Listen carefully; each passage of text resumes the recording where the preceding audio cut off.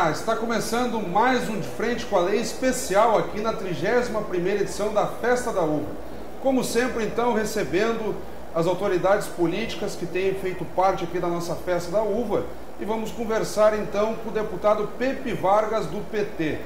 Deputado, é um prazer, uma honra recebê-lo aqui no estande da Câmara de Vereadores. Prazer é todo meu, Fábio. O senhor que já foi vereador, a Câmara está aqui pela 6ª edição consecutiva desde 2006, com espaço próprio no mezanino do Centro de Eventos.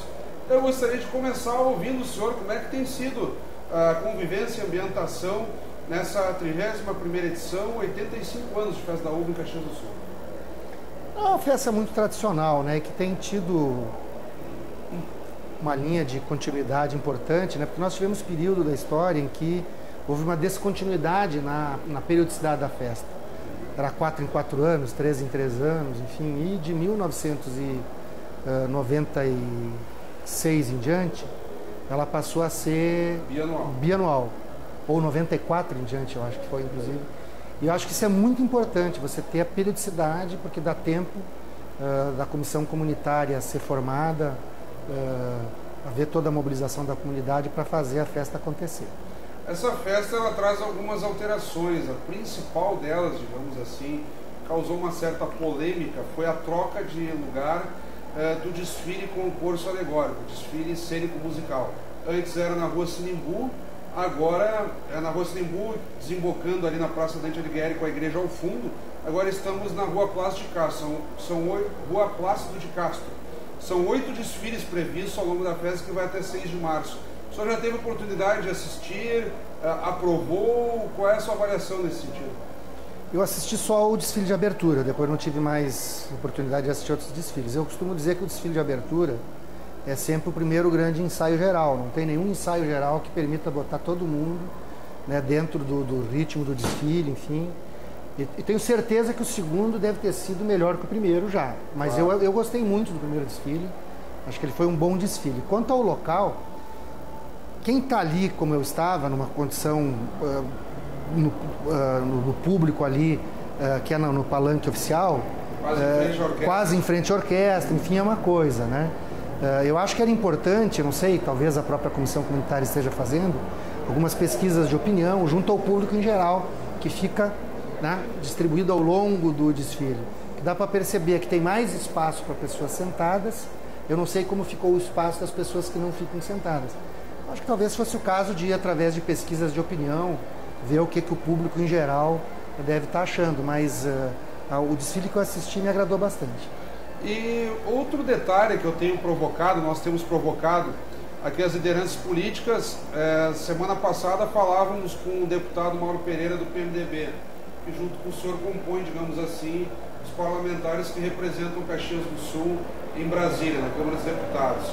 E repercutiu bastante o anúncio do ministro do Trabalho, Miguel Rosseto, na solenidade de abertura, a qual o senhor estava presente, da possibilidade de se reduzir o IPI sobre o vinho, e aí pegando dos atuais 10% para 6% no primeiro ano, se acontecer em 2016, e 5% no segundo ano, aí já pegaria 2017. Ao longo dessa semana o noticiário continua repercutindo essa informação e alguns dizem que não se daria exatamente como o ministro disse, via decreto presidencial.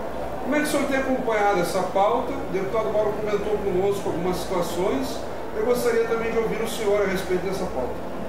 Bom, na realidade o IPI do vinho, comparado com outras bebidas, na sistemática antiga do qual ele era cobrado, ele é não tem nenhum outro tipo de bebida que tinha o IPI tão baixo quanto o IPI do vinho. O imposto sobre produtos industrializados sobre o vinho era o mais baixo de todas as bebidas, né? Mas houve uma mudança da forma de cobrar. Essa mudança, inclusive, da forma de cobrar, era uma antiga reivindicação do setor, para que o nosso telespectador possa compreender como é que era antes e como é que ficou agora. O vinho era cobrado um valor fixo por unidade, digamos, uma garrafa, dependente se era um vinho de alto valor agregado, consequentemente um vinho mais caro, ou um vinho de baixo valor agregado, um vinho mais barato, pagava o mesmo preço, era um preço fixo por unidade de produto. Uma garrafa, tantos centavos, custava o imposto sobre produtos industrializados. Lá atrás, o setor já reivindicava mudar a sistemática para uma sistemática que seja o seguinte: você cobra um percentual do tributo sobre o valor final do produto. Isso era uma estratégia na época para enfrentar as importações de vinho. Os vinhos importados de alto valor agregado pagariam um tributo mais alto. Exatamente. Né, e, consequentemente, faria, né, uma certa concorrência mais equitativa com o vinho nacional. Na época não foi atendido e agora finalmente atenderam. Então passou a ser cobrado um valor sobre o preço final. Entretanto, na hora de definir a alíquota, a Receita Federal atribuiu uma alíquota muito elevada. Ela acabou atribuindo uma alíquota de 10%, que aí aumenta o custo de produção. Então nós passamos a defender que houvesse essa redução, junto com o setor, que houvesse uma redução, em vez de 10% para 6%, como tu falaste, e 5% no ano que vem. Importante é que foi anunciado que isso será ajustado. A forma técnica como isso vai ser, se é por decreto, do que for, isso é uma questão secundária. Né? É uma tecnicalidade, digamos assim. Né? O importante não é se é um decreto, se é uma portaria, se é uma lei, se é o que for. O importante é que baixe de 10 para 6, e isso foi anunciado que no próprio dia da abertura da festa, o ministro Miguel Rosseto ele falou, mas ele não detalhou muito. E até alguns jornalistas socorreram do senhor para pedir mais explicações. O senhor colocava que houve uma medida provisória do governo federal bastante abrangente e que incluía essa pauta. E aí, como o senhor mesmo explicou, alguns técnicos recomendaram o veto e aí houve essa negociação de quem sabe, então, os deputados acatarem os vetos que a presidente Dilma deu a essa medida provisória, mas contemplar, então, via decreto para que essa redução entrasse em vigor. Né? Veja bem, por que a medida provisória? A medida provisória mudou a incidência do tributo. Claro, como o senhor vinha detalhando. Em vez de ser sobre uma unidade do produto, sobre o valor do produto. Isso precisava de lei. Agora, os produtos, a alíquota dos produtos tributados pelo IPI, em geral, é um decreto que fixa a alíquota. Né? Então, por isso que eu digo que é uma questão técnica, se vai reduzir mas pelo deve decreto. Sair. O senhor está otimista com isso? Não, isso está resolvido. Acho que isso é uma pauta que foi vencida. Questão de encaminhamentos, então, nos próximos questão meses. Mais burocrática do que a decisão política está tomada. A questão burocrática agora, para mim, é uma questão secundária. Vai sair, então, para quem está nos acompanhando. O senhor... Enfim, é toda a notícia que a gente tem aqui, sim. Claro. E assim, eu gostaria de continuar, né, nessa pauta. O senhor que vem de uma larga experiência, foi prefeito de Caxias do Sul, ministro do Desenvolvimento Agrário, vem acompanhando essa área rural e nós estamos nos recuperando de uma quebra de safra da uva local na ordem de 65%, é a média que o pessoal calcula, e houve até um empenho da prefeitura local aqui de, no decorrer da festa, adquirir o quilo da uva dos produtores locais na ordem de R$3. O preço oficial pelo governo federal está em 78 centavos. Essas medidas, como, por exemplo, a providência que a prefeitura toma aqui, a redução a possibilidade de se reduzir o imposto em âmbito federal, é suficiente, pela sua experiência? O que ainda faltaria para dar maiores condições de produção e comercialização para o nosso vinho local? Importante esclarecer o seguinte, que esse preço de 78 centavos é para um determinado tipo de uva, com um determinado tipo de grau glucométrico na uva, né? E isso varia, se o grau é maior, aumenta o preço. A uva básica, digamos assim. Em segundo lugar, não é um preço tabelado. O preço mínimo serve para quê? Toda indústria ou cooperativa que faz um financiamento em linhas de crédito oficiais, ela tem que comprovar que pagou pelo menos o preço mínimo para o agricultor. É para isso que serve o preço mínimo, né? É uma segurança para o agricultor. Agora, se a empresa ou a cooperativa não pegou linha de crédito, não tem como o governo exigir os 78 centavos, que é uma questão de mercado. Claro. É uma questão de oferta e procura, né? Uma relação comercial que se estabelece entre o agricultor e o produtor. Mas é muito importante estabelecer o preço mínimo. Um ano como esse não tem problema, porque ninguém vai estar vendendo uva a 78 centavos. Por quê? Porque teve uma queda de 65%, tem pouco produto no mercado, o preço da uva vai aumentar, né? Como de fato aumentou. Você vai vai no supermercado comprar um quilo de uva Niagara, né? Que é uma uva comum, por meu gosto muito saborosa, inclusive para comer. Um quilo de uva Niagara no supermercado está R$5, R$6. Exatamente. Né? Exatamente. Porque de fato houve uma queda, há pouco produto no mercado. Então parte do que o agricultor perdeu, ele vai ganhar no preço. Agora, se ele teve uma perda de 60%, ele não vai recuperar tudo no preço. Para isso tem duas modalidades de seguro.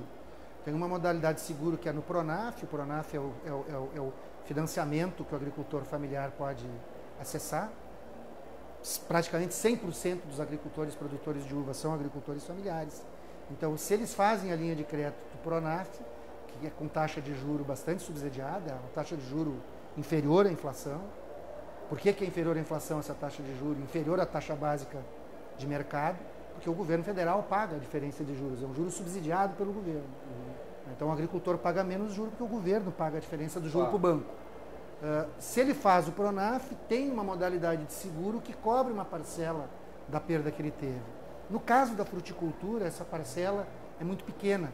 Por isso tem uma outra modalidade de seguro, que é o chamado subsídio ao prêmio, onde o agricultor vai no mercado privado, compra um prêmio de seguro e o governo paga um percentual desse prêmio de seguro. Aí é que nós tivemos um problema. Aí tivemos aproximadamente, arredondando os números, uns 6 mil agricultores que buscaram essa modalidade de subsídio ao prêmio e teve aproximadamente 2/3 que conseguiram isso e 1/3 não conseguiu.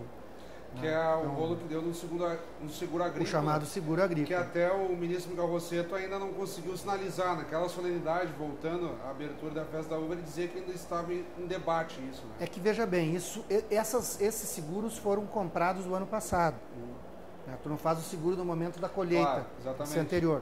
Então isso era o orçamento de 2016. Ocorre que o orçamento de 2016 tinha um determinado montante de recursos para subsidiar o prêmio de agricultores de todo o Brasil, de várias culturas, não só da uva, que fizesse. Bom, esse recurso se esgotou lá em 2016 e é por isso que nós tivemos aí uns 2.800 agricultores, mais ou menos, que não conseguiram o subsídio. E tivemos em torno de uns quase 6 mil, 5 mil e poucos que conseguiram não é que ninguém conseguiu, uma parte conseguiu, outros não, né? Então, bom, nós temos defendido que seja feita uma suplementação disso. Mas até o presente momento o Ministério da Agricultura não tomou essa decisão. E nós falamos aqui da agricultura e vivemos um cenário de intensa crise, principalmente no cenário local. Foram em torno de 15 mil postos de trabalho perdidos ao longo de 2015. Algumas empresas, referências de Caxias do Sul, transferindo operações, unidades para outros estados, outros países. Como é que o senhor tem acompanhado esse cenário de, uns já falam numa desindustrialização, a arrecadação de ICMS e alguns tributos no âmbito de Caxias do Sul tem caído substancialmente. Como é que o senhor encara a situação? É uma crise periódica, cíclica, deve haver uma retomada ou o Caxias está mudando de patamar econômico? Não, acho que falar em desindustrialização, com todo respeito, acho que seria um exagero. O que existe sim é uma crise, que é uma crise econômica internacional, que tem particularidades dessa crise econômica internacional dentro do Brasil, e a indústria, infelizmente, é o setor que mais sofre no mundo inteiro. Eu lhe perguntei por termos que são usados de forma rotineira e tal, agora fica sob critério avaliado. Mas é que eu digo, quer dizer, desindustrialização significaria, por exemplo, um grande fechamento de plantas industriais. Total, né? Exatamente. Isso não está acontecendo, obviamente. Agora, é evidente que há uma dificuldade grande. Como eu dizia, nós temos uma situação de desaceleração muito forte da economia mundial. A China com queda no seu crescimento, a Índia da mesma forma. Os Estados Unidos não consegue crescer. A Europa toda também mergulhada numa crise. O Japão em recessão, assim como o Brasil está em recessão. Então tem uma crise muito forte, uma queda no comércio internacional, né, e um desemprego que aumentou no mundo inteiro. E como reverter esse quadro? E a indústria é o setor no mundo inteiro que mais está sofrendo. Eu sou daqueles que entendo que 2015 a política econômica foi equivocada. Essa é a minha opinião. Né? Por que eu digo? O senhor fala política nacional. A política econômica nacional. Porque eu sou daqueles que diz o seguinte: quando nós temos uma crise econômica, nós temos que usar o chamado espaço fiscal, o recurso do governo, para estimular o setor econômico. Que mal bem tem havido já com o anúncio de linhas de créditos. Tivemos aí em janeiro uma linha aí já é um cenário melhor do que 2015. Eu acho que o grande erro de 2015, que na minha opinião Tenho muito respeito pelo ministro Levi, mas eu acho que foi um equívoco. Né? O ex-ministro da Fazenda. O ex-ministro da Fazenda. Uma retirada total dos estímulos à economia. Veja que a agricultura não teve retirada de estímulos. A agricultura continuou tendo linhas de crédito subsidiadas. E é o único setor da economia que teve um resultado positivo.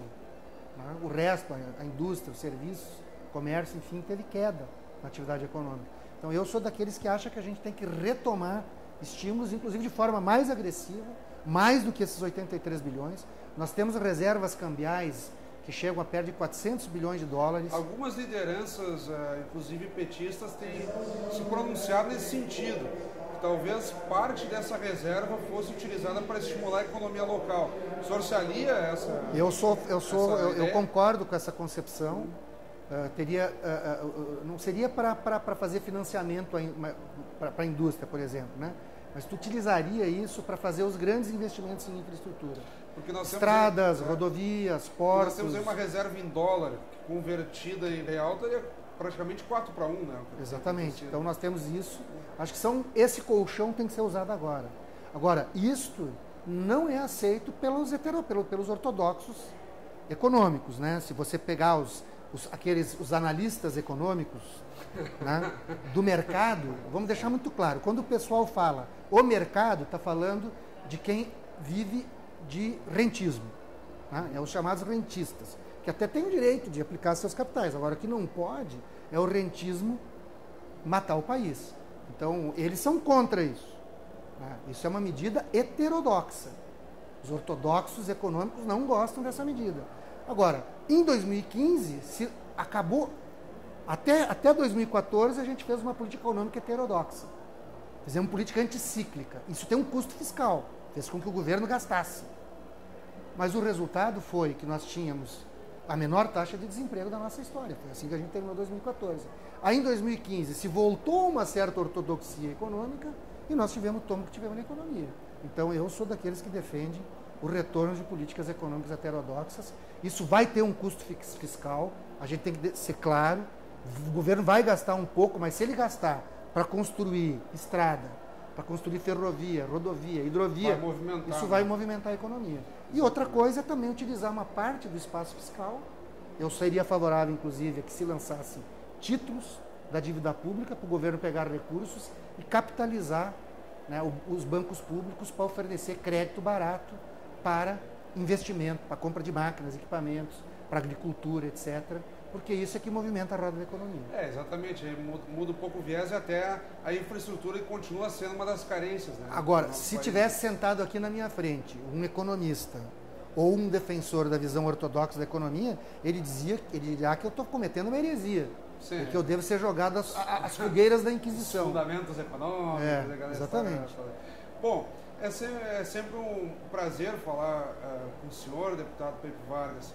Nós estamos um pouco além do nosso tempo, mas eu gostaria que de forma breve o senhor aproveitasse, não tinha como escapar, né, dessa pauta política econômica, dessa avaliação do cenário que o senhor traz para nós, mas eu gostaria que o senhor compartilhasse com quem está nos acompanhando recordações que o senhor tenha da própria Festa da Uva, do seu envolvimento pessoal, digamos assim, com a sua Festa da Uva a cada 2 anos aqui em Caxias do Sul, ao longo da história.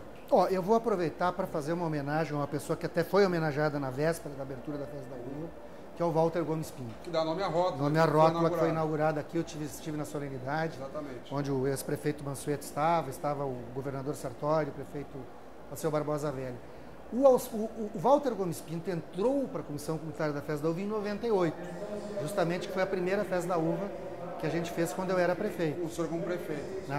Nós precisávamos compor a comissão comunitária.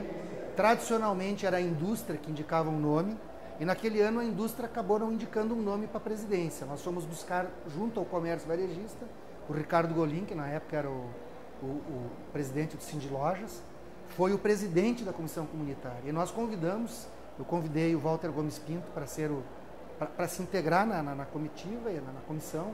Ele disse: eu topo como vice-presidente, e o seu Walter entrou ali em 98 e só saiu, infelizmente, depois do seu falecimento. Ficou todos esses tempos, né, uma pessoa entusiasta da Festa da Uva, né?